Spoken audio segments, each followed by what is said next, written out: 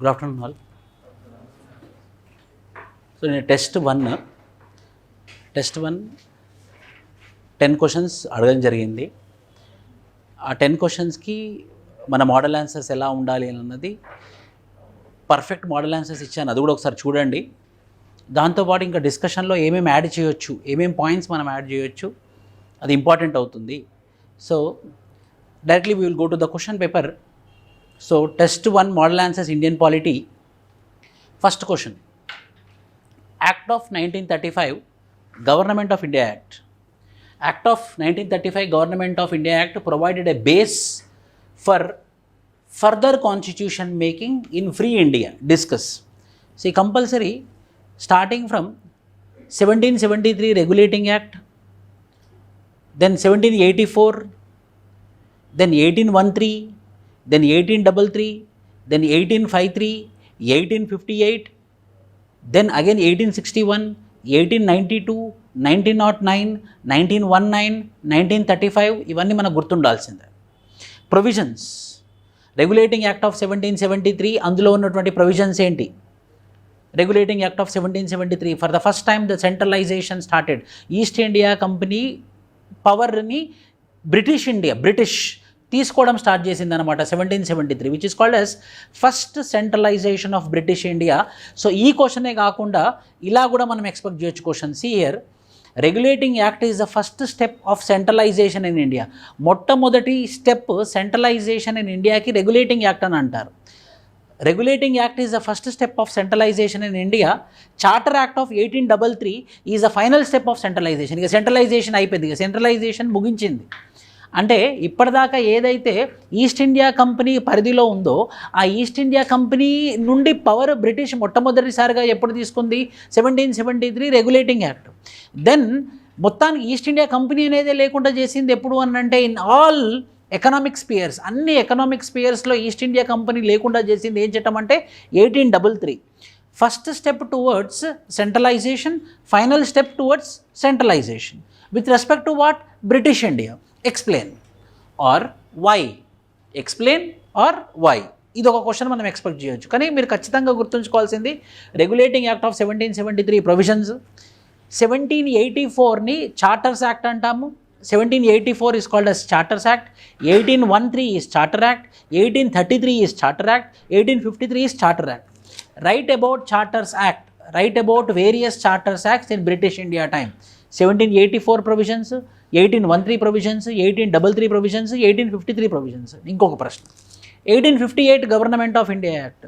As you know, అది హిస్టరీలో కూడా భాగమే. Why it is called as first moment of independence? 1857 is called as first moment of independence. What are the provisions which are present in Government of India Act of 1858? Or 1858 Government of India had a objective of responsible government. మొట్టమొదటిసారిగా they came up with a responsible government. So responsible government అంటే ఏంటి? నేనేం చెప్తానంటే మనం రాసే తరుణంలో there should be diversity. Everyone will write the same information. If I discuss the points, everyone you know, I know that why, because you wrote the exam. But something more we have to write. For example, I will tell you, నేను రాస్తే నేను ఏం add చేస్తానంటే point, responsible government is objective of government of India act of 1858. It is taken from Kautilya's Arthashastra, whereby welfare state was being provided. Kautilya's Arthashastra, the main objective of Kautilya's Arthashastra was welfare state. The same idea of welfare state is adopted in 1858 Government of India by the name called as responsible government. అంటే మనం interlink చేస్తే ఒక point extra వస్తుంది అనమాట. ఆ కౌటిల్య అర్థశాస్త్రాలో ఏదైతే welfare state, మొట్టమొదటిసారిగా welfare state అనే ఆబ్జెక్టివ్, ఆ ఆబ్జెక్టివ్ ఉందో same provision they copied. If you go deeper into the subject of 1858 Government of India, they want to provide welfare state to the people. Why? Because the people are asking for independence by 1857 Sipayi mutiny. 1857 Sipayi mutiny వల్ల వాళ్ళు independence అడుగుతున్నారంటే, వాళ్ళ నోరు మూయించాలంటే నేను ఏం చేయాలి? నేను వాళ్ళకి welfare ఇవ్వాలి. అంటే ఏంటి? నేను వాళ్ళకి డెవలప్మెంట్ చేయాలి. డెవలప్మెంట్ అంటే ఏంటి? వెల్ఫేర్. ఎక్కడి నుంచి తీసుకున్నాను? నాకు ఈ ఐడియా ఎక్కడి నుంచి వచ్చిందంటే this is copied from Kautilya's Arthashastra of welfare state. So I changed the name to responsible government. So every legislation is important. Indian Councils Act, ఇక్కడ చూడండి, write about various councils acts of British. Write about various councils acts of British, how it laid the parliamentary form of government. Parliamentary form of government form అవ్వడానికి ఈ Indian councils act ఎలాంటి background ఇచ్చింది. 1861 councils యాక్ట్లో మొట్టమొదటిసారిగా Indians ఉన్నారు. 1892లో ఏమైంది, అది కాస్త కొంచెం పెద్దగా అయింది. 1909 ఇండియన్ కౌన్సిల్స్ యాక్ట్లో ఏమైంది, which is called as Morley Minto reforms. ఈ మూడింటిని ఏమంటారు, councils act, Indian councils act. ఈ కౌన్సిల్స్ యాక్టే ఈరోజు మన పార్లమెంటరీ ఫార్మ్ ఆఫ్ సిస్టమ్ అవ్వడానికి గల కారణాలు. ఈ ఇండియన్ కౌన్సిల్స్ యాక్ట్ ఎక్స్టెన్షనే the parliamentary system which we are following today. So coming to my question, Act of 1935 Government of India provided base, as you know. Most provisions of the Constitution are borrowed from where? Government of India Act of 1935. First Government of India Act of 1935. అందులో most important ఏంటంటే federal system.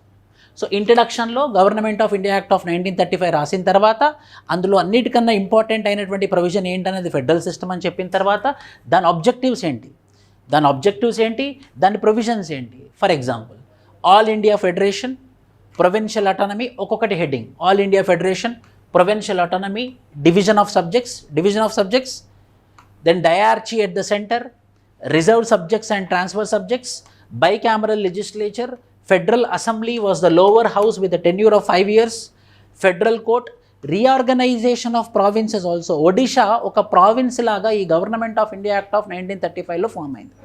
నేను అనేది ఏంటంటే ఈ particular test series వల్ల మీకు ఏం add అవ్వాలి అని అంటే ఆ ఎక్స్ట్రా పాయింట్ ఉంది కదా, మనం ఏదైతే కౌటిల్య అర్థశాస్త్ర అని తీసుకున్నామో అలాంటివి ఎక్స్ట్రా ఒక్కొక్క పాయింట్ యాడ్ అవుతూ ఉంటే you will get 1 mark extra when compare to other person. You tell me who will not read government of India act of 1935? Government of India act of 1935 చదవకుండా ప్రిలిమ్స్ ఎలా clear అవుతుంది? కాదు కదా. So prelims clear అయిందంటే government of India act of 1935 వచ్చి ఉంటేనే prelims clear అయింది. So extra points what we are adding will provide mileage. So in this way we will write provided a base for further constitution making in free India. The Constitution of India, 50% of Constitution of India is borrowed from Government of India Act, in which what are all the provisions? In which these are all the provisions. All India Federation, what is this All India Federation? Princely states are there, provinces are there. Princely states are there, provinces are there. రెండోది provincial autonomy. Provincial అటానమీలో మనం elections conduct చేసి వాళ్ళకి autonomy ఇచ్చాం, provincial autonomy. Division of subjects, ఎన్ని divisions, ఎన్ని సబ్జెక్ట్స్గా divide చేసాం division of subjects? 1935 government of యాక్ట్లో రెండు డివిజన్సా, 3 డివిజన్సా? 3 divisions. Diarchy at the centre. ఇంతకుముందు డయార్చీ ఎట్ ద ప్రావిన్సెస్ ఉండే, ఇప్పుడు diarchy at the centre. So these all top points you have to remember and you have to write. Expected question, regulating act లేకపోతే various councils act, ఆ మోడల్లో ఆ particular సిలబస్లో. రెండో question చూద్దాం. Describe the procedure of amendment of the constitution of India under article 368. Why has this amendment procedure been often criticized? 3 రకాల amendments ఉంటాయి, మీకు తెలుసు 3 రకాల అమెండ్మెంట్స్ ఉంటాయి. సో రాసే ముందు కాన్స్టిట్యూషనల్ ప్రొవిజన్ ఖచ్చితంగా పాలిటీ క్వశ్చన్ అనగానే ఆర్టికల్ మనం గుర్తుంచుకోవాల్సిందే. స్టార్ట్ చేయాల్సింది ఏంటంటే article 368 of the constitution talks about constitutional amendment. In this there are 3 varieties of constitutional amendments are there. Number 1 by simple amendment, number 2 by special majority, number 3 special majority with 50% of the states approving it. ఈ 3 రకాలైనటువంటి constitutional amendments ఉన్నాయి. So first నేను side heading పెడతాను, నేను రాస్తే first side heading పెడతాను ఏంటి, constitutional amendment by simple amendment. Then I will write about it. What? It is not with respect to originally amending the constitution. Original కాన్స్టిట్యూషన్ని amend చేయడమే కాకుండా constitution ద్వారా ఫామ్ అయినటువంటి చట్టాలను అమెండ్ చేసినా కూడా మనం కాన్స్టిట్యూషనల్ అమెండ్మెంట్ అనే అంటాము. కానీ దాని ప్రొసీజర్ ఏంటి, simple amendment. Number 2 special majority. Federal features కాకుండా ఏవైనా ప్రొవిజన్స్ అమెండ్ చేయదలిస్తే దాన్ని మనం స్పెషల్ మెజారిటీ అని అంటాము. అక్కడ నేను స్పెషల్ మెజారిటీ అంటే ఏంటో ఒక బాక్స్లో పెట్టి this is called a special majority అని అంటాను. పైన కూడా this is called a simple majority అని అంటాను. Simple majority is what? 50% of the people present and voting is called as simple majority. And minimum quorum should be 1/10. If 1/10 minimum quorum should be present, then I can go for voting. ఆ voting జరిగిన తరుణంలో సగం కన్నా ఎక్కువ మంది vote చేస్తే అది simple majority. Special majority ఏంటి? రాజ్యాంగం కాన్స్టిట్యూషనల్ అమెండ్మెంట్లో ఖచ్చితంగా అబ్సల్యూట్ మెజారిటీ రావాలి, అంటే 500 మంది ఉంటే ఖచ్చితంగా నాకు 251 రావాలి. ఎంతమంది ప్రజెంట్ అయ్యారో అంతమంది ఓటేస్తే 2/3 దాటాలి. అందులో 2/3 దాటుతూ ఓవరాల్గా 251 క్రాస్ అవుతే అది special majority. Third point, special majority with 50% of the states with what majority? Simple majority, like federal features. ఏంటి? When I'm amending on schedule number 7 example, ప్రతి దానికి ఎగ్జాంపుల్ మెన్షన్ చేయాలి. సింపుల్ అమెండ్మెంట్కి example citizenship amendment act 2020. Second దానికి ఏం example చెప్పండి? Only fundamental rights, DPSP, direct principles of state policy. మూడో దానికి ఏంటి ఎగ్జాంపుల్? President elections. మూడో దానికి presidential elections. But there is describe the procedure of amendment of Constitution of India under Article 368. Why has this amendment procedure been often criticized? ఈ 3 provisions underline చేసి ఎప్పుడైనా కూడా మనము క్వశ్చన్ని ఆన్సర్స్ రాసే తరుణంలో దాన్ని మనం ఎంత డిసెంట్రలైజ్ చేస్తే అంత అర్థమవుతుంది ఎదుటి వాళ్ళకి. మనకు మార్క్స్ రాని అవసరం లేదు, ఎదుటి మనిషికి మనం అర్థమయ్యేలా చెప్తే ఆటోమేటికలీ మనకు మార్క్స్ వస్తాయి. మనం మార్క్స్ కోసం రాయకుండా నేను రాసే ఆన్సర్ ఆయనకు అర్థమవుతుందా లేదా, ఆయనకు అర్థం అవ్వాలంటే ఏం చేయాలి? నేను సైడ్ హెడ్డింగ్స్ క్రియేట్ చేసి పాయింట్స్ ఇవ్వాలి. ఒక బాక్స్ పెట్టి అందులో ఏమేమి ప్రొవిజన్స్ ఉన్నాయో నేను చెప్పాలి. నంబర్ ఆఫ్ వర్డ్స్ 2 పేజెసా 3 పేజెస్ అనేది అబద్ధం. ఖచ్చితంగా 2 పేజెస్ ఫిలప్ చేయాలి, 3 పేజెస్ ఫిలప్ చేయాలి అనేది అబద్ధం. కాకపోతే ఆ స్పేస్ మొత్తం మనం ఆక్యుపై చేయాలి. ఇప్పుడు నేను స్టేజ్ మీద చెప్తున్నాను అనుకోండి క్లాసు, ఇప్పుడు స్టేజ్ మీద డాన్స్ చేస్తున్నప్పుడు కొందరికి మంచి డాన్సర్ అని పేరు వస్తుంది. ఎవరు? ఆ స్టేజ్ని మొత్తాన్ని కవర్ చేసిన వాళ్ళు. అది ఒక క్రైటీరియా అవుతుంది. అదేవిధంగా మనకి ఇచ్చిన 3 పేజెస్ని మనం వాడితే వీడు ఈజ్ ఇంటెలిజెంట్, మొత్తం 3 పేజెస్ని ప్రాపర్గా వాడాడు అన్నది. అక్షరాలు కాదు అక్కడ ఇంపార్టెంట్, అర్థమయ్యేలా చెప్పామా లేదా అన్నది. అదొక బ్లాక్ డయాగ్రామ్ కానివ్వండి, అది ఏదైనా కానివ్వండి. సో ఈ ఏమేమి criticism? Amendment to the constitution can be initiated only in why not state legislature. ఎందుకు స్టేట్ లెజిస్లేచర్కి మీరు ఎందుకు పవర్ ఇవ్వరు? ఇదొక criticism. Only the consent of the state legislature. మళ్ళీ state legislature 50% of the state లెజిస్లేచర్కి పోయినప్పుడు ఒక టైం ఫిక్స్ లేదు, వాళ్ళు ఎన్ని రోజులన్నా వాళ్ళు అమెండ్మెంట్ కోసం పెట్టుకోవచ్చు. అదొక క్రిటిసిజము. మూడో క్రిటిసిజం ఏంటి? జాయింట్ సిట్టింగ్ లేదు. ఎందుకు జాయింట్ సిట్టింగ్ లేదు? ఒక పర్టికులర్ హౌస్ కావాలనే ఆపుతుంది అనుకోండి, అప్పుడు జాయింట్ సిట్టింగ్ పెడితే ఏంటి? అదొక క్రిటిసిజము. ఇంకో క్రిటిసిజం ఏంటి? టైం ఫ్రేమ్ లేదు. ఇంకోటి ఏంటి? Alone initiate amendment lies with the parliament. So పార్లమెంట్కి ఎక్కువ పవర్ ఉంది, స్టేట్ లెజిస్లేచర్కి పవర్ లేదు. లేకపోతే జాయింట్ సిట్టింగ్కి ప్రొవిజన్ లేదు, లేకపోతే టైం ఫ్రేమ్ లేదు స్టేట్ లెజిస్లేచర్ దగ్గర. సో ఇవన్నీ ప్రొవిజన్స్. ఇక్కడ ఇంకో పాయింట్ యాడ్ చేయాలి. ప్రతి ఆన్సర్కి మనం ఒక వెరైటీ, ఒక కొత్త పాయింట్ యాడ్ చేస్తే ఖచ్చితంగా. నేను కొన్ని పేపర్స్ ఎవాల్యూట్ స్టార్ట్ చేశాను, 4 చేశాను. కొందరు ఒక మనిషి, ఒక స్టూడెంట్ ప్రాపర్గా ఎగ్జాంపుల్ ఇచ్చాడు. ఆ ఎగ్జాంపుల్ మీతో షేర్ చేస్తాను, నాకు నచ్చింది అది. In Switzerland if they want to amend the constitution there will be an separate constitution council. ఆ కాన్స్టిట్యూషన్ కౌన్సిల్ మాత్రమే రాజ్యాంగాన్ని అమెండ్ చేయవచ్చు. ఆ కాన్స్టిట్యూషన్ కౌన్సిల్ ఏంటంటే ఎగ్జిక్యూటివ్ ఎక్స్పర్ట్స్ అనమాట, అంటే ఎక్స్క్లూజివ్ ఎక్స్పర్ట్స్. వాళ్ళకి లా మీద, జ్యూరిస్ప్రుడెన్స్ మీద వాళ్ళకి చాలా పట్టున్న మనుషులు, ఎక్స్పర్ట్స్. సో ఈ ఎక్స్పర్ట్స్ అయితే వాళ్ళు పాపులారిటీ కోసమో, లేకపోతే ఓట్ల కోసమో, లేకపోతే వాళ్ళ ఐడియాలజీ కోసమో రాజ్యాంగాన్ని సవరించరు. వాళ్ళు ఎక్స్పర్ట్స్ కాబట్టి సైంటిఫిక్ ఉంటేనే రాజ్యాంగాన్ని సవరిస్తారు. సో స్విట్జర్లాండ్లో there is a constitutional council which will be amending the constitution. So why we should give the same power to the parliament? Already parliamentarians are coming from the people. But sometimes there might be ideological changes because of which the constitution can be amended for one ideology. But in a country like India where there is unity and diversity, each section of the people should be addressed. మరి ప్రతి section of కమ్యూనిటీని address చేయాలి అని అంటే experts అయితేనే ప్రాపర్గా చేయగలరు. So నేనే ఒకటేం notice చేశానంటే ఆ 4-5 పేపర్లలో amendment procedure been often criticize అన్నారు, కానీ మీరు సొల్యూషన్ ఇవ్వలేదు. సొల్యూషన్ ఇవ్వాలా? మనం కంక్లూజన్లో ఇప్పుడు ఒక ప్రాబ్లం ఉంది అని అన్నప్పుడు మనకి ఏ ప్రాబ్లం ఉంది, ల్యాప్టాప్ పనిచేయట్లేదు, కీబోర్డ్ పనిచేయట్లేదు, మౌస్ పనిచేయట్లేదు అని అంటాం, ఏదైనా పని చేయమని అంటే అప్పుడు సొల్యూషన్ ఇస్తామా వదిలేస్తామా? సొల్యూషన్ ఇవ్వాల్సిందే కదా. క్రిటిసిజం తర్వాత we have to come up with one idea, we have to come out with a solution, only one solution. Like there is a executive council. Executive exclusive constitutional council in Switzerland which will be amending the, అంటే ఇవి అందరు రాస్తారు ఈ points. ఆ extra ఎవరైతే ఒక point ఎక్కువ రాస్తారో వాళ్ళకే మార్క్స్ పడతాయి. ఇప్పుడు నాకు ముచ్చట, అరే బాగా రాశాడే ఈయన స్విట్జర్లాండ్ గురించి, నాకు కొత్త ఇన్ఫర్మేషన్ ఇచ్చాడే, ఒకసారి క్రాస్ చెక్ చేసుకున్నా నిజమా కాదా అని. 100% నిజం. అంటే that type of answer should be generate. What where the committees, ఇది ఫ్యాక్చువల్ క్వశ్చన్, మొత్తం ఫ్యాక్చువల్ క్వశ్చన్. ఎందుకంటే మనం ఫ్యాక్చువల్ అనలిటికల్ రెండు చేసుకుంటూ వెళ్ళిపోదాం. మొత్తం అనలిటికల్ చేసిన వాళ్ళు గ్రూప్ లాగా అడిగి, అంటే తక్కువ కొంచెం స్టేజ్ స్టాండర్డ్ తక్కువ చేశాడు అనుకోండి, ప్రాబ్లం.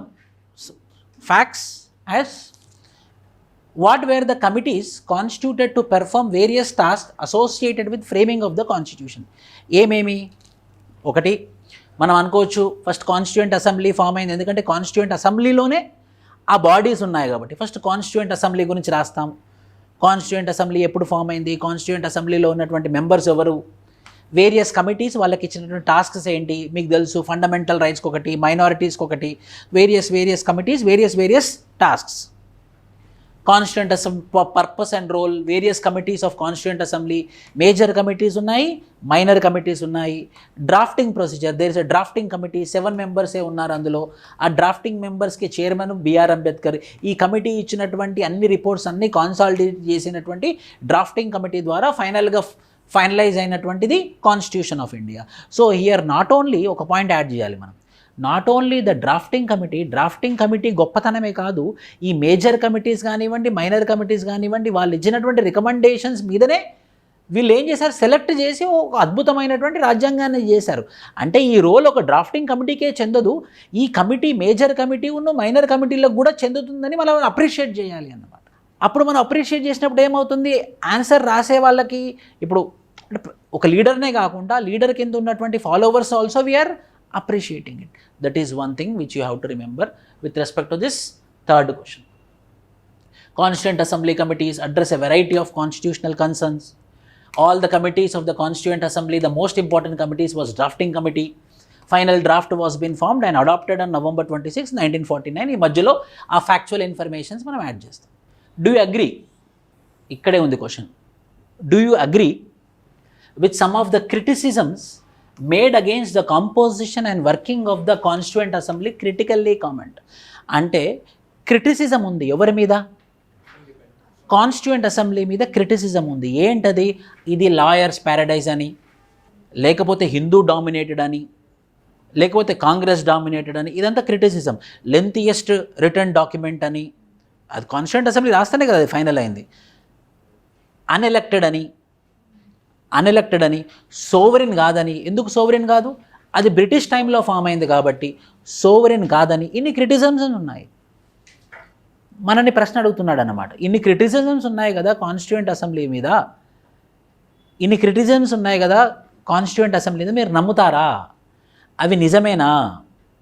సో ఈ క్రిటిసిజమ్స్ అన్నీ నిజమేనా, కాన్స్టిట్యూయెంట్ అసెంబ్లీ నిజంగా క్రిటిసిజంకి లోన్ అయిందా? సో మనం ఎలా ఉండాలి? However, it is lawyers' paradise. At that time, the lawyers were the people who were present in the freedom struggle. The number of barristers were more in number. The educated people were lawyers, and these people belongs to the freedom fighting movement. So, this people participation is high when compared to other sections. However, we cannot deny that there is absence of other section of people. For example, Dadabhai Naoroji is not a lawyer, but still he is part of freedom movement. He is also part of the formation of the constitution, not in constituent assembly but as a moderate. అంటే లాయర్సే కాదు ఇంకా చాలామంది ఉన్నారు అందులో, వాళ్ళ contribution కూడా ఉంది constituent assembly ఫార్మేషన్లో యాజ్ వెల్ యాజ్ ఫ్రీడమ్ మూమెంట్లో. Not a representative body, not a sovereign body, time consuming, చాలా ఎక్కువ టైం తీసుకున్నారు. Dominated by Congress, lawyer politician domination, dominated by Hindus. Muslims are present. Maulana Azad told that we want to become part of India, we don't want to become part of Pakistan. And he was the leader of Muslim community in the Constituent Assembly, who told only Hindus dominated, Muslims also want to become part of it. ఒక example. అంటే మనము ఇది criticism చెప్పిన తర్వాత ఆ 4 ఒకరే రాశారు, ఇంకా 3 రాయలేదు, వాళ్ళు క్రిటిసిజం మాత్రమే మెన్షన్ చేశారు. నేను కూడా నా మోడల్ ఆన్సర్లో కూడా అదే ఇచ్చాను, ఎందుకంటే నేను ఇక్కడ చెప్దామని ఆ మోడల్ ఆన్సర్లో అవే పాయింట్స్ ఇచ్చాను. ఇక్కడ మనం ఏమనాలి, వాళ్ళు హిందూసే డామినేట్ అయిపోతే అలాంటప్పుడు మరి కాన్స్టిట్యూయెంట్ అసెంబ్లీలో 15% of the members who belongs to constituent assembly are Muslims. Their representation is according to the population. Proportional representation ఉంది, ఎంత పర్సంటేజ్ ఉందో అంత పర్సంటేజ్ వాళ్ళ రిప్రజెంటేషన్ ఉన్నప్పుడు ఒకరి డామినేషన్ ఎలా అంటాం మనము? ఇంత పర్సంటేజ్ ఆఫ్ పాపులేషన్ ఉంటే 1948లో 95% of the population is recognized as Hindus, but the percentage of the representatives from Hindu community in Constituent Assembly is 85% only. But the Muslim percentage is 13%. అంటే వాళ్ళకున్నటువంటి population percentage కన్నా, so it is not dominated by Hindus, it is according to the proportional representation. It is according to the proportional representation but not totally dominated by one particular community. అలా ప్రతి ఒక్కటి మనము address చేయాలి. ఏంటి అది representative body కాదు, not representative body కానప్పటికి కూడా వాళ్ళు పీపుల్ యొక్క మన్నలు పొందిన వాళ్ళు. వాళ్ళకి ఎలక్షన్ జరిగి వాళ్ళు కాన్స్టిట్యూయెంట్ అసెంబ్లీలో లేకపోవచ్చు, కానీ వాళ్ళు ప్రజల యొక్క మన్నలు పొందలేని అనలేం మనం, ఎందుకంటే వాళ్ళు పీపుల్స్ నుంచి వచ్చినటువంటి leaders. Sovereign body, not a sovereign body. ఆ టైంలో బ్రిటిష్ రూల్ ఉంది, కానీ ఎవరి పంతం వల్ల కాన్స్టిట్యూయెంట్ అసెంబ్లీ వచ్చింది? ఇండియన్స్ యొక్క పంతం వల్ల. ఎందుకు గురించి వచ్చింది? ఇండియా కోసం రాజ్యాంగం రచించాలి కాబట్టి కాన్స్టిట్యూయెంట్ అసెంబ్లీ వచ్చింది. ఆ కాన్స్టిట్యూయెంట్ అసెంబ్లీలో ఎవరైనా బ్రిటిష్ వాళ్ళు ఉన్నారా? లేరు. ఆ కాన్స్టిట్యూయెంట్ అసెంబ్లీలో బ్రిటిష్ వాళ్ళు లేనప్పుడు మీరు ఎలా అంటారు అది సోవరెన్ బాడీ కాదు? It's a sovereign body only. అంటే ఆ క్రిటిసిజం మెన్షన్ చేసి మనం ఏమంటాం, మనం సపోర్ట్ చేయకపోతే ఎవరు సపోర్ట్ చేస్తారు? మన పిల్లలు తప్పు చేస్తే ఏమైతే ఏం కాదు రండి ఇట్లా అని అంటే మనం అంటే we have to support it. Time consuming, yes it is consuming it consumed lot, 2 years 11 months, some 19 days, 18 days. Because of that we got this wonderful constitution. If they had not put investment of this much time, then this wonderful constitution would not be envisaged. The time consumption is required, so the quality constitution came into existence. It is inevitable, avasarame. Time consuming, avasarame. Ante do you agree? Yes, I am agreeing, there is some criticism, but those all are అవసరం, required. ఆ క్వశ్చన్లో ఈ do you agree ఎవరు రాశారో మీరే ఆలోచించుకోండి. దాన్ని మనం అగ్రీ చేయాలా వద్దా?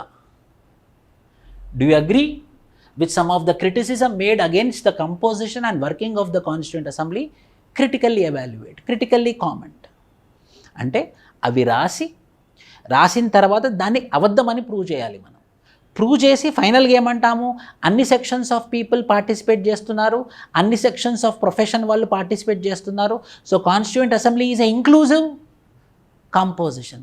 ఇదొక ఇంక్లూజివ్ కాంపోజిషన్. ఆ ఇంక్లూజివ్ కాంపోజిషన్ కాబట్టే 75 సంవత్సరాలైనా మనం అదే రాజ్యాంగాన్ని ఫాలో అవుతున్నాము. అదే మనం కంపేర్ చేసుకుంటే పాకిస్తాన్లో 5 సార్లు, ఫ్రాన్స్లో 7 సార్లు, నేపాల్లో 6-7 సార్లు వాళ్ళు కాన్స్టిట్యూషనే మార్చుకున్నారు, మనం మార్చుకోలేదు. ఎందుకనంటే అవర్ కాన్స్టిట్యూయెంట్ అసెంబ్లీ వాస్. ఎందుకు సార్ ఇదంతా ఎక్స్ప్లెనేషన్? Do you agree? ఇది కీవర్డ్, ఇది కాదు కీవర్డ్. ఈ క్వశ్చన్కి ఇది కాదు కీవర్డ్, ఈ క్వశ్చన్కి the keyword is do you agree. ఇది చాలా ఇంపార్టెంట్. ఇది we have to agree that criticism is wrong. Criticism ఉంది, కానీ అది మంచి క్రిటిసిజం. హిందూస్ డామినేటెడ్ అన్నప్పుడు హిందూస్ డామినేటెడ్ కాదు, ప్రపోర్షనల్ రిప్రజెంటేషన్ ఉంది.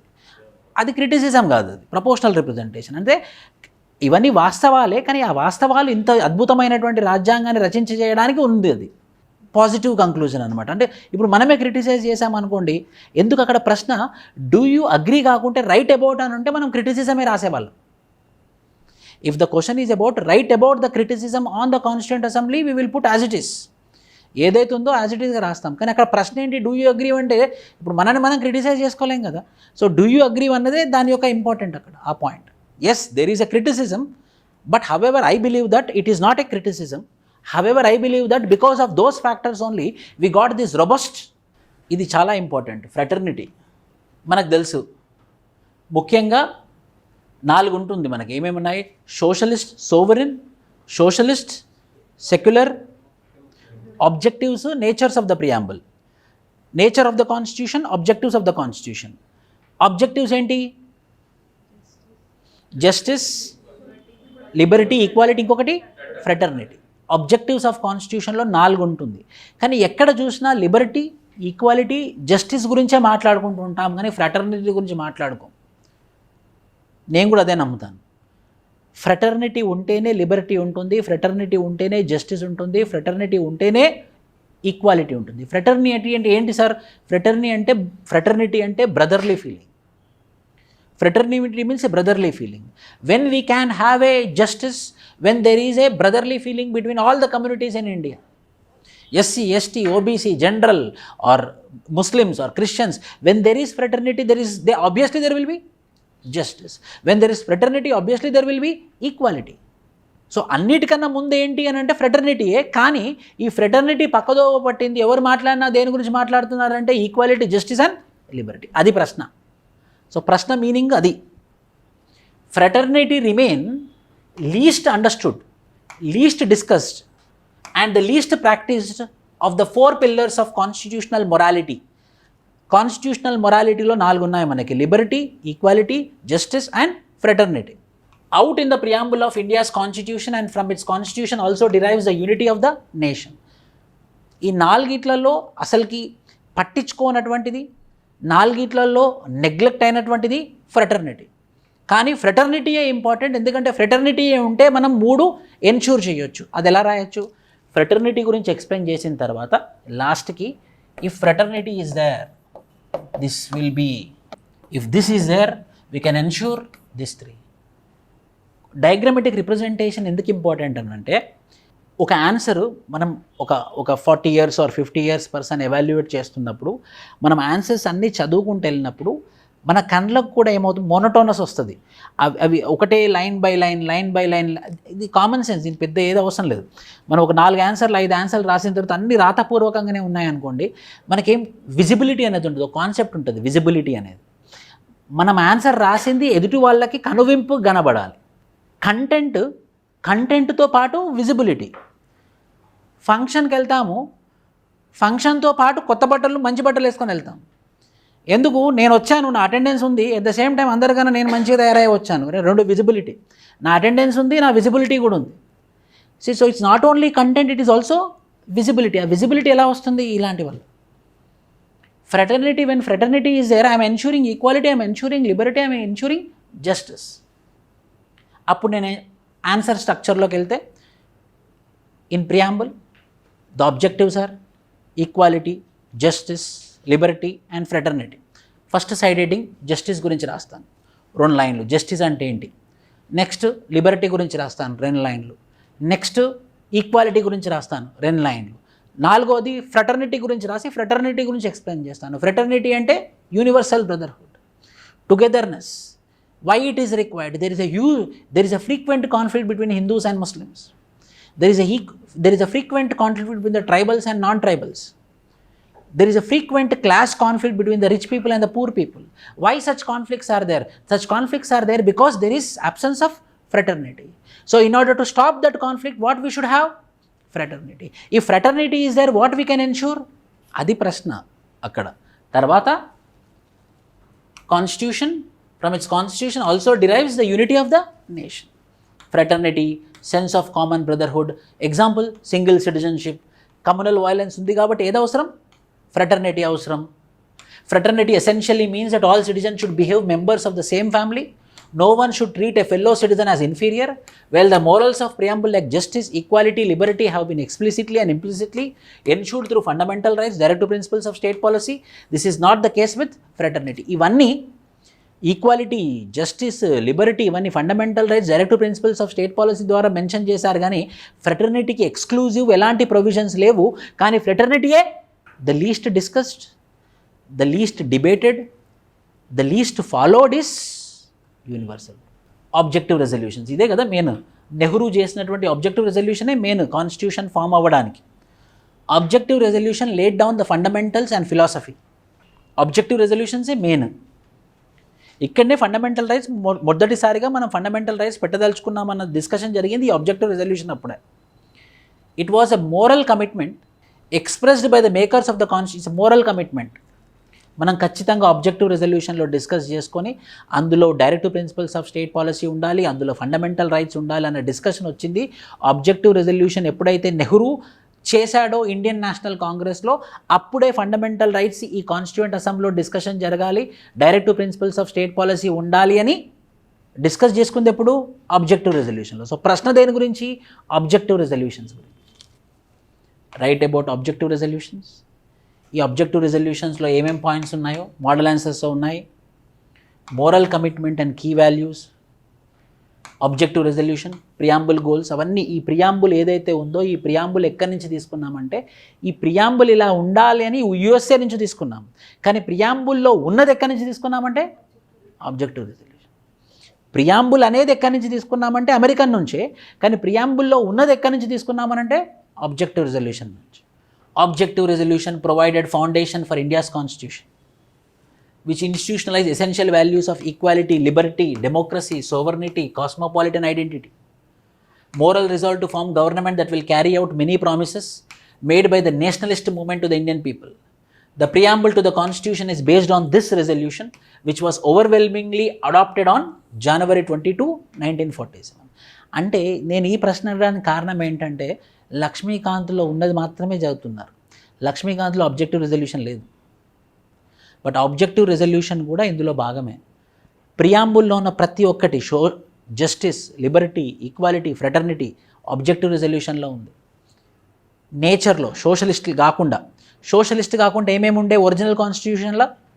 Sovereignty, republic, democratic. తర్వాత యాడ్ అయినవి ఏంటి? SSI, socialist, secular, integrity. నా ప్రశ్న ఇది, నా హోంవర్క్ మీకు. ఎందుకు మనం సోషలిస్ట్, సెక్యులర్, ఇంటిగ్రిటీ యాడ్ చేశాము, వేరే ప్రొవిజన్స్ ఎందుకు యాడ్ చేయలేదు? సోషలిస్ట్, సెక్యులర్, ఇంటిగ్రిటీని యాడ్ చేశాము, ఇంకా చాలా ప్రొవిజన్స్ ఉన్నాయి కదా, చాలా ప్రొవిజన్స్ ఎందుకు యాడ్ చేయలేదు, ఈ మూడింటిని ఎందుకు యాడ్ చేశాము అని అడిగాను అనుకోండి. జవాబు సెక్యులర్. అప్పటి కొన్ని కమ్యూనల్ వైలెన్స్ వచ్చినాయి కాబట్టి ఆ సెక్యులర్ అనేది ఎక్స్ప్లిసిట్గా మెన్షన్ చేయలేదు కాబట్టి ఇప్పుడు మనం ఎక్స్ప్లిసిట్గా మెన్షన్ చేయదలుచుకున్నాం కాబట్టి సెక్యులర్ అనేది మనం పెట్టాం. మరి సోషలిజంని ఎందుకు పెట్టాము? Indira Gandhi socialist ideology, Indira Gandhi welfare for all, Indira Gandhi equality of opportunity to all. ఇవన్నీ రావాలి అని అంటే నేను ఏ టైప్ ఆఫ్ సిస్టంలో ఉండాలి? సోషలిస్టిక్ మోడల్లో ఉండాలి. సో అది నేను ప్రియాంబుల్లో చేర్చాను. ఇంటిగ్రిటీ, యూనియన్ ఆఫ్ ఇండియా అన్నాము.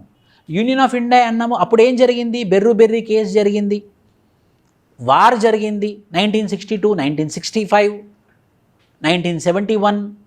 సో వార్ జరిగింది కాబట్టి ఏది ఇంపార్టెంట్? పీపుల్స్ పాయింట్ ఆఫ్ వ్యూలో మనం ఏది జరిగినా ఒప్పుకోవచ్చు, కానీ డివిజన్ ఆఫ్ ద కంట్రీని ఒప్పుకోదలుచుకోలేదు కాబట్టి మనం ఒరిజినల్ కాన్స్టిట్యూషన్ ప్రియాంబుల్లో ఇంటిగ్రిటీ అని చేర్చాం. ఎగ్జాంపుల్తో పాటు అంతే కదా. ఎన్నో రాజ్యాంగ సవరణ, 42వ రాజ్యాంగ సవరణ, 42nd కాన్స్టిట్యూషనల్ అమెండ్మెంట్ యాక్ట్ ద్వారా ఏమేమి యాడ్ అయ్యాయి? Socialist, secular and integrity. అవే ఎందుకు యాడ్ చేశారు, వేరేవి ఎందుకు యాడ్ చేయలేదు? ఈ కారణాల చేత ఈ మూడు మనము యాడ్ చేయడం జరిగింది. Independent, sovereign, union of erstwhile British Indian, ఏంటిది? ఆబ్జెక్టివ్ రెజల్యూషన్లో ఉంది ఈ points.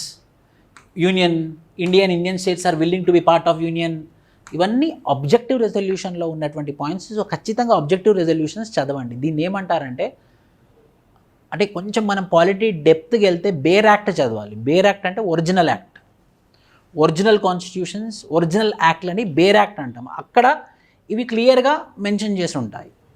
ఆల్తో borrowed from almost every constitution of the world, the Indian constitution has several salient features that distinguish it from constitutions of other countries.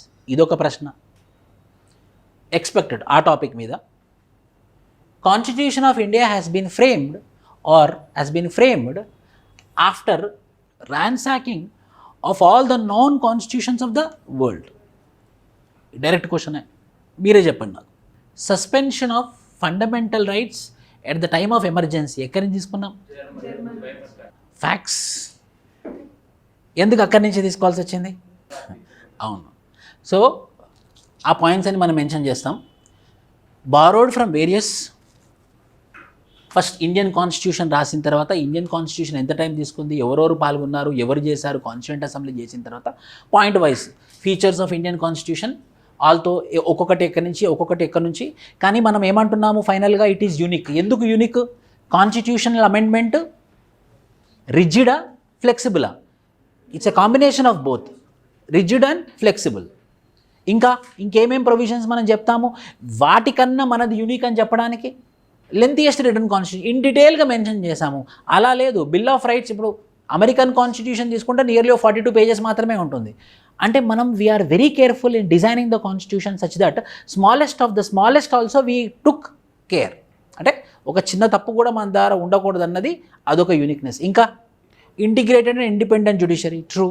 For example in America, నేను ఎగ్జాంపుల్తో prove చేస్తున్నాను. For example అమెరికాలో independent judiciary ఉంది కానీ integrated judiciary లేదు. It's not an integrated judiciary in America, but in India it is an integrated judiciary.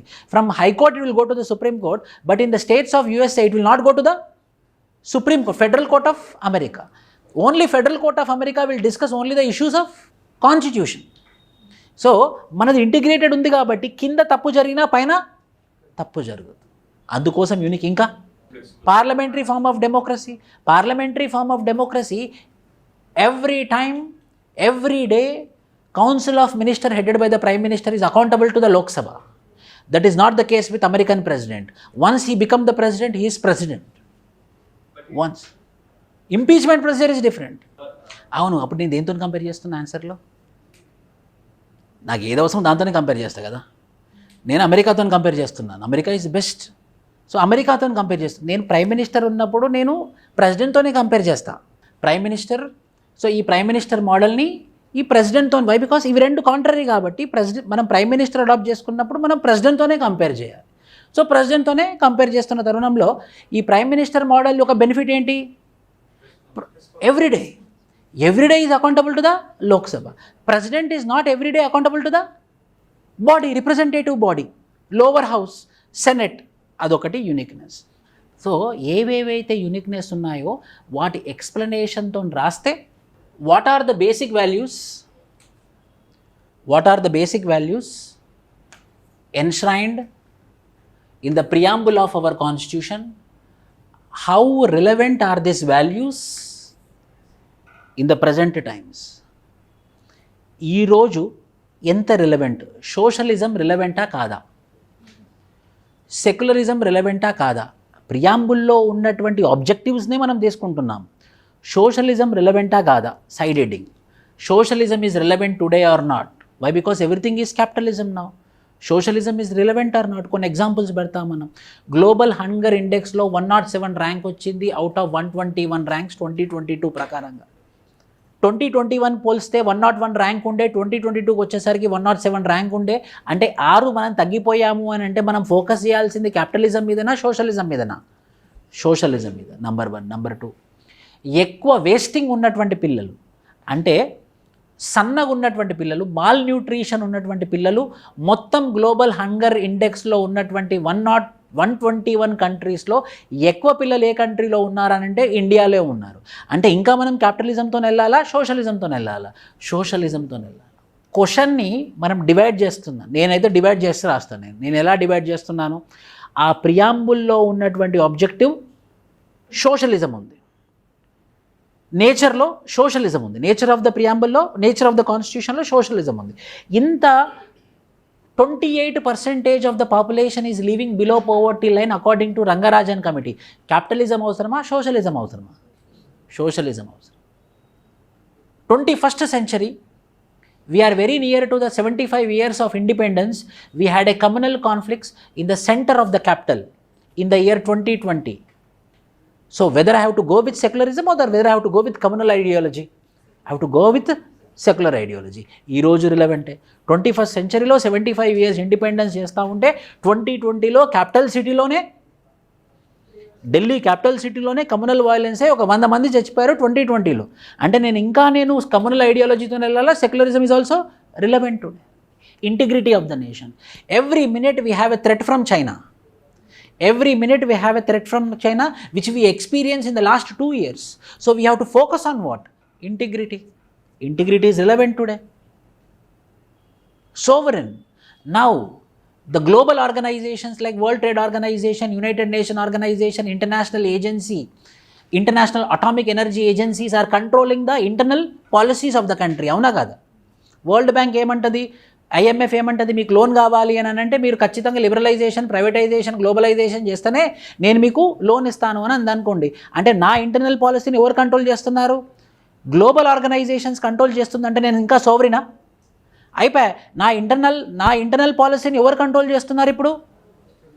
External bodies are controlling me, means I'm not sovereign. So what is relevant today? We are losing our sovereignty, so we need to re-establish I am losing my sovereignty, so I have to re-establish my sovereignty. Example, Sri Lanka, మొన్న వాళ్ళ economic crisis వస్తే IMF వాళ్ళకి bailout చేసింది. Nearly $500 million ఇచ్చి ఏమని చెప్పిందనంటే, మీవేవైతే ports ఉన్నాయో అవన్నీ 10 సంవత్సరాలకు లీజ్కి ఇచ్చేసేయండి ప్రైవేట్ వాళ్ళకి, వేరే కంట్రీస్కి, అప్పుడే మీకు లోన్ ఇస్తామనంటే అప్పుడు లోన్ ఇచ్చారు. అప్పుడు వీళ్ళు లోన్ తీసుకున్నారు. అంటే వాళ్ళ పాలసీని వాళ్ళు చేస్తున్నారా లేకపోతే IMF చేసిందా? IMF చేసిందంటే సోవర్నిటీ ఉందా లేదా? సోవర్నిటీ లేనట్టు. మనం 1991లో మనం లిబరలైజేషన్, ప్రైవేటైజేషన్, గ్లోబలైజేషన్ వెళ్ళినప్పుడు, మన ఎకనామిక్ క్రైసిస్ నెగిటివ్లో ఉన్నప్పుడు, మనం వరల్డ్ బ్యాంక్, IMFకి వెళ్ళినప్పుడు, అప్పు కోసం అడిగినప్పుడు వాళ్ళు ఏం కండిషన్స్ పెట్టారు? నీకు నేను ఇస్తాను, కానీ you have to open the market. మీరు లిబరలైజ్ చేయాలి, ఓపెన్ చేయాలి, ప్రైవేట్ పీపుల్ని రానివ్వాలి అని అంటే నా పాలసీని నేను కాంప్రమైజ్ చేసుకున్నట్టే. Relevant, 100% relevant. Socialism relevant, secularism relevant, sovereignty ఒక్కొక్కటి అండర్లైన్ చేసుకుంటూ మనం అది రిలవెంటే అంటే ఎందుకు మార్కులు పడేయండి? Equality. Today also we are seeing in schools, in some of the schools, the food which is made by SC women is not consumed by the upper caste children. Absence of equality. Hence there is a requirement of equality. Justice. Nearly 70 lakh cases are pending in Supreme Court and High Court. Justice is ensured. 70 లక్షల కేసులు pending ఉన్నాయంటే justice రానట్టే కదా వాళ్ళకి. Justice delayed is justice. 70 లక్షల case ఉంది, justice లేనట్టే. Justice లేదంటే ఏది రిలవెంట్? నాకు జస్టిస్ కావాల్సిందే. ఫ్రెటర్నిటీ, కమ్యూనల్ వైలెన్స్ ఉంది, ఫ్రెటర్నిటీ అవసరమే. Liberty, randomly, according to the National Crime Reports Bureau of 2021, out of 10 women, 1 woman is subjected to sexual assault. Liberty lenatte, woman is not liberal, woman is not free. She might be going for the workforce, but there is a threat for her sexual freedom. Liberty lenatte, ప్రతి 10 womenలో ఒక woman sexual assaultకి లోబడిందనంటే Liberty లేనట్టే కదా. అంటే ఇవన్నీ ఖచ్చితంగా ఈరోజు రిలవెంటే, ఇవన్నీ అవసరమే. 75 సంవత్సరాలు వచ్చినా కూడా మన నేచర్ ఆఫ్ ద కాన్స్టిట్యూషన్, మన అబ్జెక్టివ్స్ ఆఫ్ ద కాన్స్టిట్యూషన్ని మనం అచీవ్ చేయలేదు. సో ఇది రిలవెంటే కాదు, ఇట్స్ మోస్ట్ నెససరీ. ఇది రిలవెంటే కాదు, it is most necessary. We have to refocus on it. దీని మీద మనం రీఫోకస్ చేసి దాన్ని ఎలాగైనా సరే రీఎస్టాబ్లిష్ చేయాలి అని అనుకుంటేనే మనము ఆ కాన్స్టిట్యూషనల్ మేకర్స్కి ఉన్నటువంటి డ్రీమ్స్ని మనం అచీవ్ చేసిన వాళ్ళం అవుతాము అని మనం ఎండ్ చేస్తాం. ఒక్కొక్కటి సైడ్ హెడ్డింగ్, ఒక్కొక్క సైడ్ హెడ్డింగ్కి ఒక్కొక్క ఎగ్జాంపుల్, ఒక్కొక్క సైడ్ హెడ్డింగ్కి ఒక్కొక్క ఎగ్జాంపుల్. రిలవెంట్గా ఎగ్జాంపుల్ రాస్తే వెళ్ళిపోతూనే ఉండాలి అంతే. ఎగ్జాంపుల్ అంటే ఏంటి? Evidence. What are the basic values? See, the preamble talks about the nature of Indian polity as sovereign, socialist, secular, democratic. Democratic చెప్పలేదే.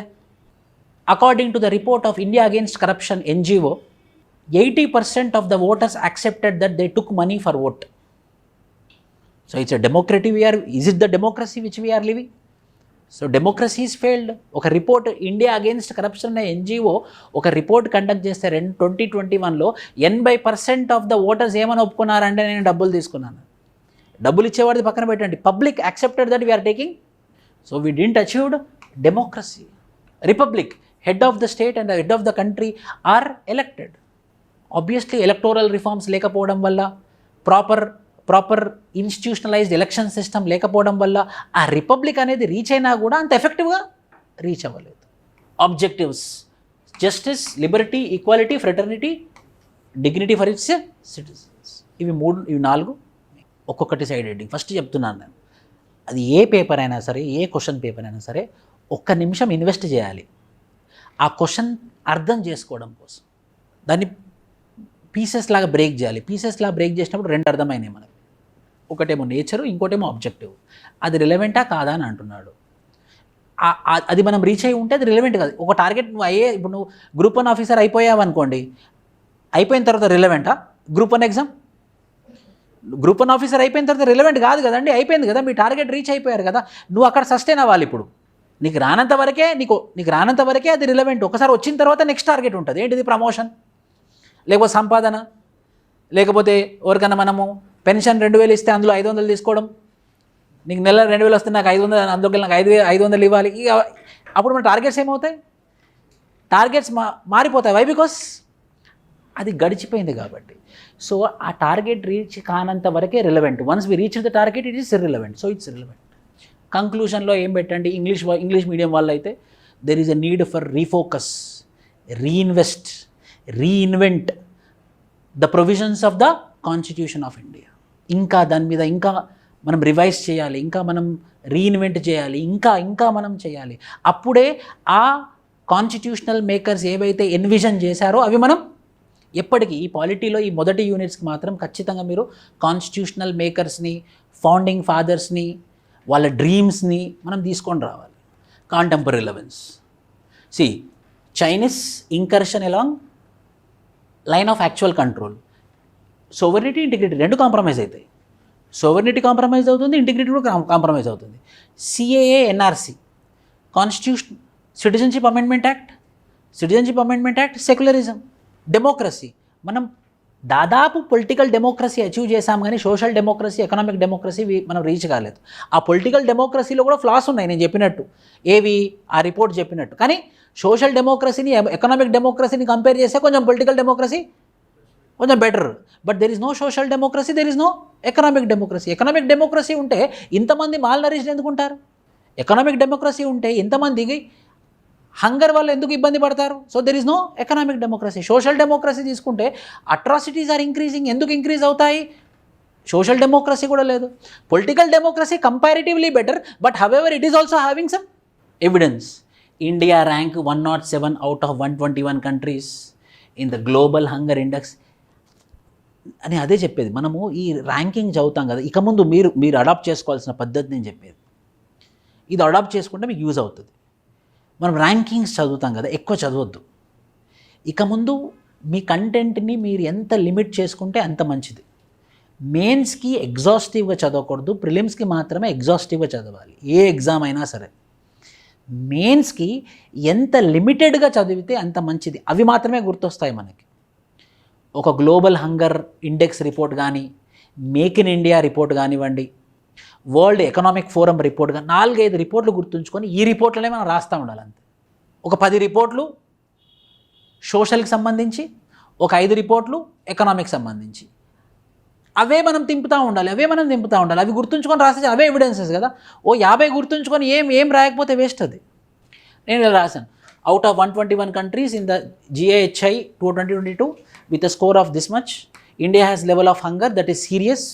India has slipped 6 positions from its 2021. ఇంకా తగ్గుతుంది. మనం ఇంకోటి చెప్తా, మీరు ఇంకో పాయింట్. నీతి ఆయోగ్ రిపోర్ట్ ప్రకారంగా 45% of the children of Gujarat are malnourished. And the Gujarat is symbol of GDP, Gujarat is symbol of economic development, Gujarat is a symbol of economic growth. If that is the case, then why 45% of the children are malnourished in Gujarat? అంటే ఏమర్థమవుతుంది? Huge gaps ఉన్నాయి. ఎవరి మధ్యలో? Huge gap. దాని అర్థం ఏంటి? భయంకరమైన gap ఉంది. ఒకటేమో వెల్ ఆఫ్ ఉంది, ఆ వెల్ ఆఫ్ ఉండడం వల్ల జీడిపి మనకు పెద్దగా కనబడుతుంది. At the same time malnourish కూడా పెద్దగా కనబడుతుంది. అంటే poor people are becoming more. That is very dangerous.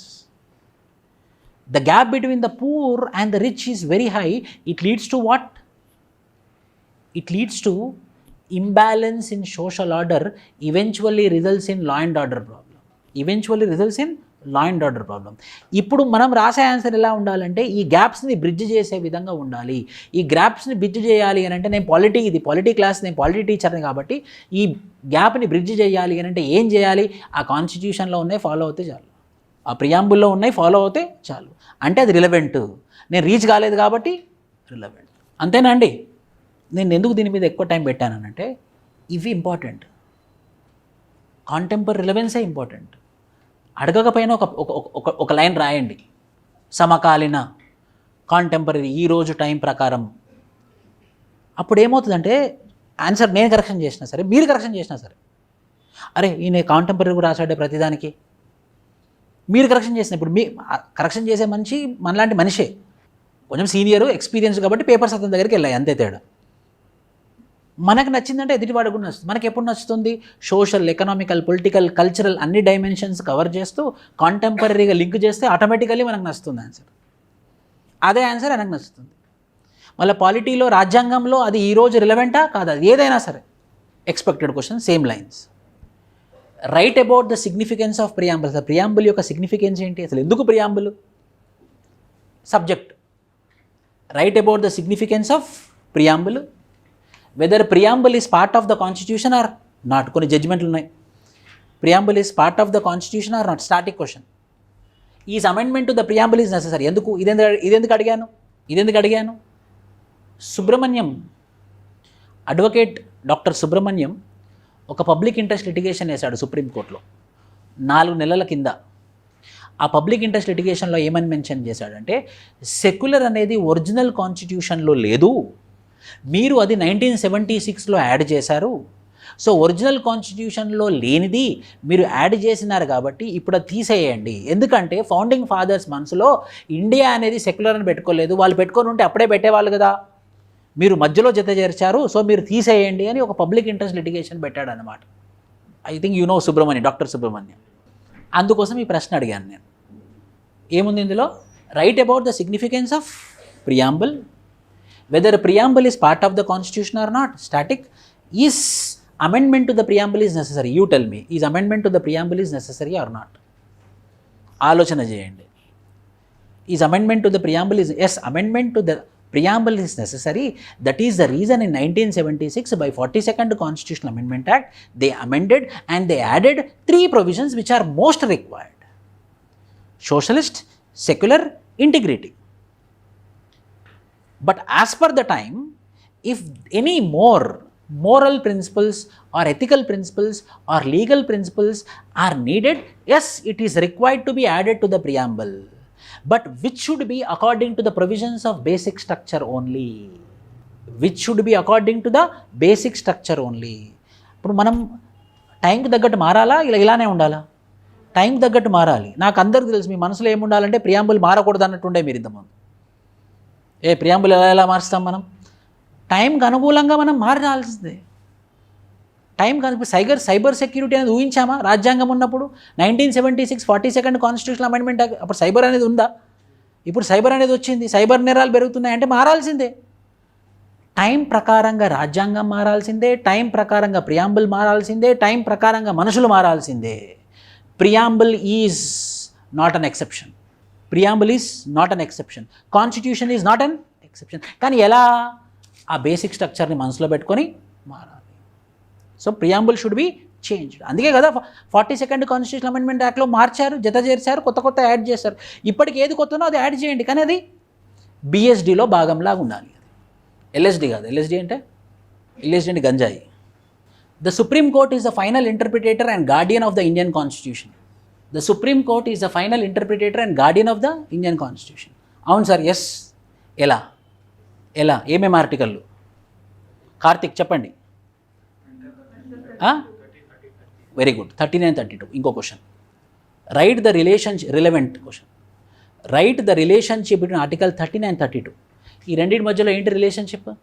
ఆ ఫండమెంటల్ రైట్స్ వయోలేట్ అయినప్పుడు ఏ చట్టం ద్వారా అయితే ఫండమెంటల్ రైట్స్ వయోలేట్ అవుతుందో ఆ చట్టాల్లో నల్ అండ్ వాయిడ్ అవుతుంది. అది 13లో చెప్పింది. మరి 32లో ఏం చెప్పారు? ఎప్పుడైతే ఫండమెంటల్ రైట్స్ని వయోలేట్ చేయబడుతుందో, ఎప్పుడైతే ఫండమెంటల్ రైట్స్ వయోలేట్ చేయబడుతుందో అప్పుడు ఆ చట్టాన్ని తీసేయం మనం. 13 చట్టాన్ని తీసేస్తుంది. 32 ఏం చేస్తుందంటే అతనికి ఏదైతే ఫండమెంటల్ రైట్ అందకుండా పోయిందో మళ్ళీ మనం ఫండమెంటల్ రైట్ ఇస్తాము. ఆ డిఫరెన్సే article 13, article 32. Laws inconsistent with the fundamental rights will be declared as null and void. Article 32, the enforcement of fundamental rights is mentioned under the Article 32. Both are completely different. Both are totally different. Inko expected question. Write about the relationship between fundamental rights and DPSP. Naaku cheppandi. Mana rajyangamu, the constitution is been constructed on the bedrock balance between fundamental right and DPSP అని ఏ జడ్జిమెంట్లో చెప్పారు? Minerva. దాంతో మనం first కాన్స్టిట్యూషన్లో part 3 part 4లో ఉన్నటువంటి fundamental right DPSP చాలా చాలా important. ఎందుకంటే fundamental rights political జస్టిస్ని ఎన్ష్యూర్ చేస్తుంది, డిపిఎస్పి సోషల్ అండ్ ఎకనామిక్ జస్టిస్ని ఎన్ష్యూర్ చేస్తుంది. అవి రెండు ఇంపార్టెంటే. సెకండ్ పారాగ్రాఫ్లో ఫండమెంటల్ రైట్స్ అని ఒక పారాగ్రాఫ్ రాసి, డిపిఎస్పి అని ఒక పారాగ్రాఫ్ రాసి, 4వ పారాగ్రాఫ్లో relationship between fundamental rights and DPSP రాసి, అప్పుడు ఆ రెండింటికి మధ్యలో కొట్లాట అవుతే ఏంటిది ఫైనల్గా ఏది? The supreme court is the final interpreter and guardian of the Indian constitution. First supreme court యొక్క role article 13, 14 constitution supreme court ఇచ్చినటువంటి power. Watchdog of constitution, guardian of the constitution, అవన్నీ రాస్తాం. Constitutional values, protection of fundamental rights, checks on executive action, check on tyranny, review on own decisions. ఎందుకు ఎక్కడ కూడా violate జరగకూడదన్న. The framework of judicial accountability in India needs a sincere ruling. దీని answer మీరే చెప్పాలి. The framework of judicial accountability in India needs a sincere relook. అంటే దాని అర్థం ఏంటి?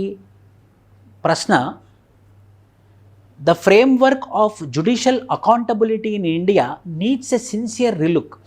ఎప్పుడు రీలుక్ చేస్తాము? ఎప్పుడైతే మనం సాటిస్ఫై అవ్వలేదో అప్పుడే కదా.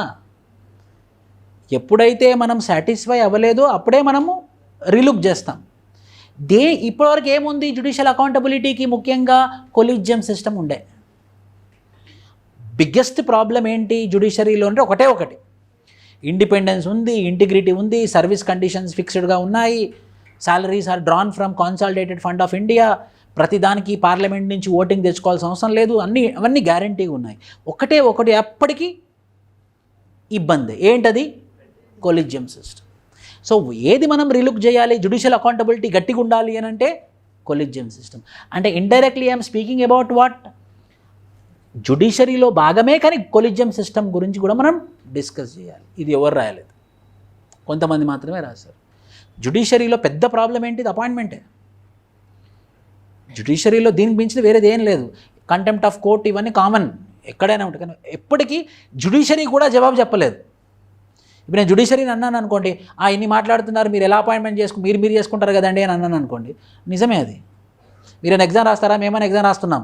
మేము ఇంటర్వ్యూకి వెళ్తాము, పేపర్లో వస్తుంది, మళ్ళీ ఇంకో నెల అంటారు, ఇంకో 2 నెలలు అంటారు, మళ్ళీ 2 సంవత్సరాలు అంటారు, 3 సంవత్సరాలు అంటారు. మేము వెయిట్ చేస్తాం, మీరు వెయిట్ చేస్తున్నారా? They are అన్ఆన్సరబుల్.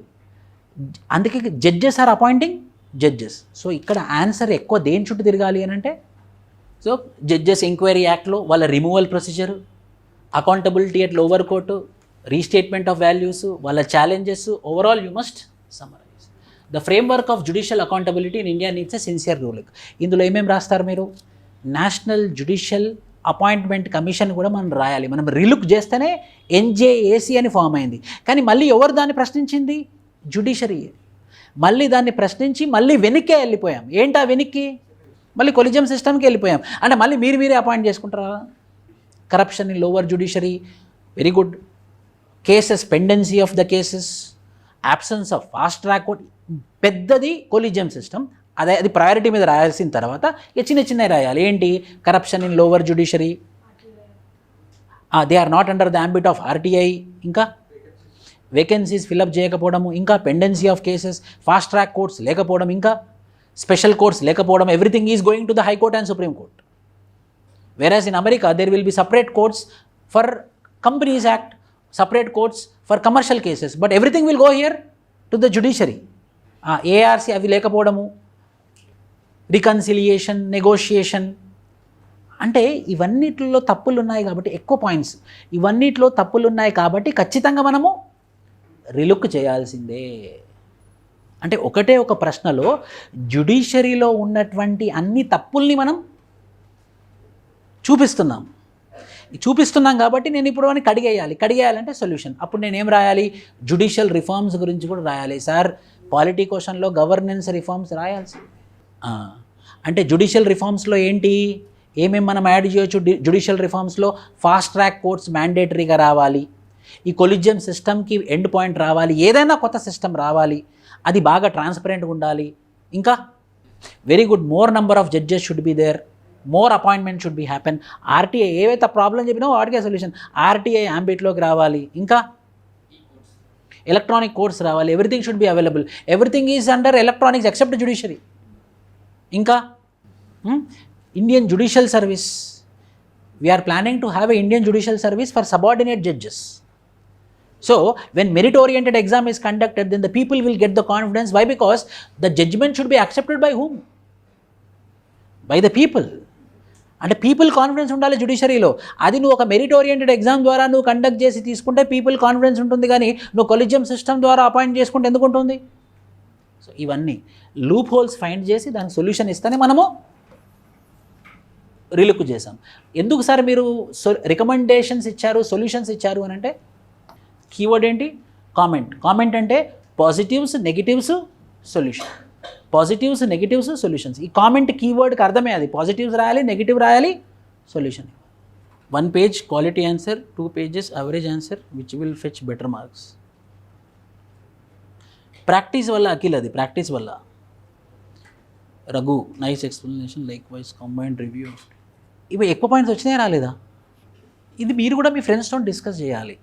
ఊరికే ఫండమెంటల్ రైట్స్ 14 ఇది, 15 ఇది, 16 ఇది, 17 ఇది, 18 అది అయిపోయింది, అది చెల్లిపోయింది. ఇప్పుడు నెక్స్ట్ ప్రతి దానికి ఎగ్జాంపుల్ కావాలి మీకు. ప్రతి దానికి గుడ్ గవర్నెన్స్, ఈ గవర్నెన్స్ అన్నానండి, టక్ అని నాకు ఎగ్జాంపుల్ చెప్పండి. మీరు ఈ గవర్నెన్స్ చెప్పాను, ఒక ఎగ్జాంపుల్ చెప్పండి. Very good.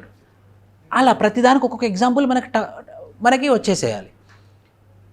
MSME సెక్టర్కి Udyam portal, మిత్ర, అది ఎట్లా పనిచేస్తుందో కూడా మనం రాయాలి. అది ఫైనల్గా ఈ ఆన్సర్లో ఏముంటుందని అంటే అది ఎలా ఉపయోగపడుతుందని కూడా మనం మెన్షన్ చేయాలి. దాని పేరు మాత్రమే మెన్షన్ చేయకుండా అది ఎలా ఉపయోగపడుతుంది.